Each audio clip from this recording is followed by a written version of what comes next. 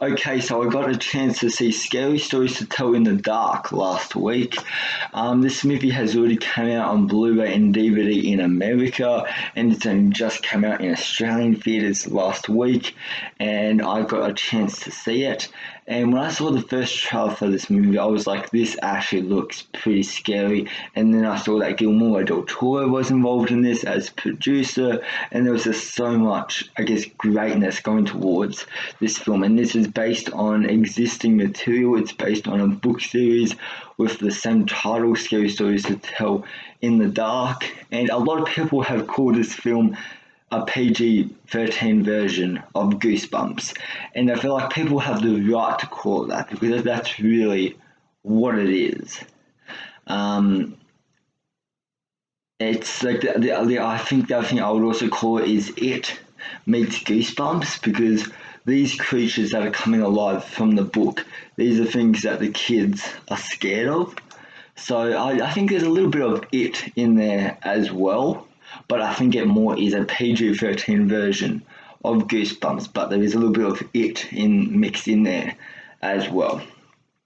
So yeah, I went into this movie with probably medium expectations. I really just wanted a scary, fun time at the cinemas, and this movie was marketed as a gateway horror film for young kids. So if you want your kid to get into horror, this would be that film. This would be that gateway film, because if your kids aren't used to the intensity that the horror genre has got to now, to the hard R, to the MA 15 plus MA films, if they aren't ready for films like It and all that, this is a great gateway horror film if you want your kid to get into horror. And I think as a PG-13, this film is a lot more intense and scarier than I thought it would be. Where do I start? I want to start by saying I really enjoyed the hell out of this movie. This was an extremely fun movie.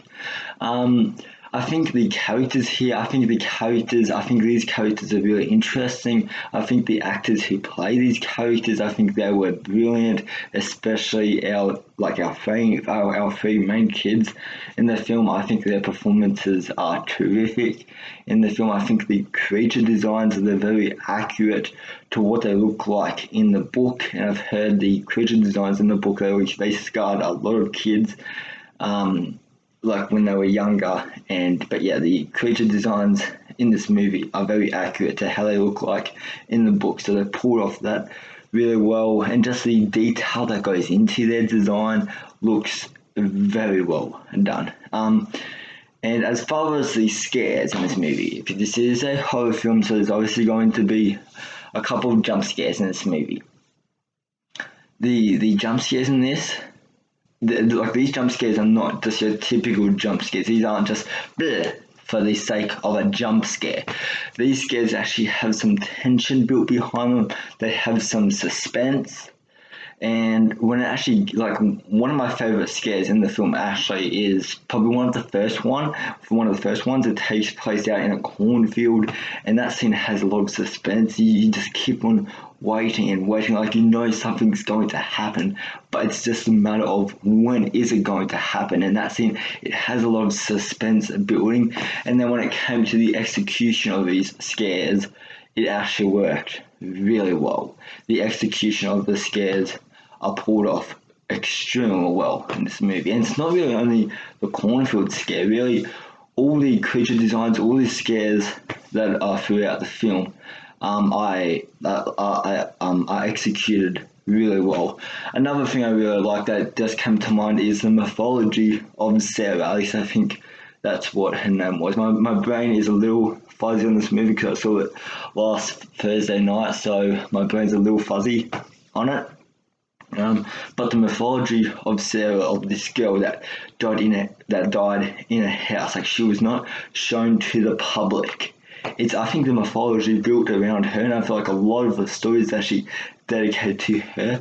I think that was one interesting layer of the film that I was really intrigued in, and I wanted to know more and more about that. And as the film kind of unfolds, more secrets kind of come out at what she really was and why the public would, and why her parents did not want her to be shown to the public, and why the public was not ready to for her to be seen. I think the film builds a really interesting mythology. Another major big credit I've got to give to this film is the creepy atmospheric setting. There's one scene in particular which I thought they really utilized the atmosphere really well, and that was the Red Room scene. I thought that had a great level of suspense, but also a great level of tension, but also a great level of atmosphere. Really, all through this film, it has this creepy atmosphere to it. Just if you look really underneath the curtain in this film, the atmosphere is very creepy, which a lot of horror films don't get. A lot of horror films just throw a jump scare at the screen and boom, you have a scary movie. But this film, it understands that having good characters and having a creepy atmosphere setting. Another film this year that really well utilized its atmosphere setting was Eli Roth's Haunt. That was the other film that really felt like anywhere you could go, there is a death trap waiting. You could get caught really easily. And that was another film that really used its atmosphere really well. And Scary Stories to Tell in the Dark is just to the lighting and the music, the sound design, it all works really well in this film. And the direction, I didn't have time to actually look up the director's IMDb, but I think it was the director of Troll Hunter and the autopsy of I can't remember the actual movie's name, but it was the director of Troll Hunter, which was and then he revitalized himself with the autopsy of whatever the title is actually called. I'll put it there. I didn't have time to actually look up the type of films he made, but he's made 2 films before this. And I felt like this film is really the film to be able to put him on the dot here. So yeah, I think the performances are good. The atmosphere that this film actually builds is really good. I'm just trying to think what else. My brain's a little fuzzy on this movie. I saw it last week, so most of my things is just kind of coming back to me. Also, this film also has a great level of horror nostalgia. If you are a die-hard horror fan, the first act in this is filled. It is filled with horror nostalgia. Like, they have references to Night of the Living Dead, Friday the 13th. It's just, if you are a horror fanatic, there are some Easter eggs in here. You will have a lot of fun spotting Easter eggs, because in the first act I was just like, holy shit, it's Night of the Living Dead, holy shit, it's that. And I was that first act. I also thought the first act had a great soundtrack to it, but then really as shit hits the fan in the second act, and as when they find this book, that's when I feel like the sound design really comes into play in this film. And this film, like, it's this book that they found. This film is kind of, it's a race before time. That's the type of film here that it is, because as this person's death is playing out, it's being written, and these characters have to get this person before the book writes it all. And there's just some disturbing imagery where I was just like, no, that's way too intense. And there was some scenes where I was literally gripping my chair. And I think this film is a lot more intense for younger ages. I think there's certainly some scenes, there's some imagery throughout the film where kids will be literally just screaming at the screen. I can just imagine. And just some of the creature designs. I was just like, oh man, this is.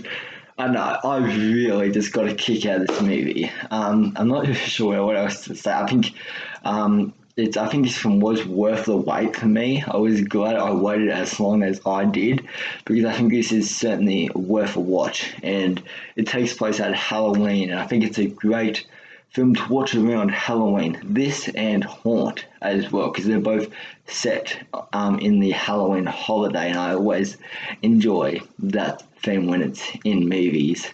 So yeah, I think this and Haunt are two great Halloween season movies to watch around the holiday. Like if you have nothing to do on Halloween, I think this is a great watch just to have some fun with, to just sit with your friends and just scream your asses off watching this, and I generally had a really fun time. I got a major kick out of this movie.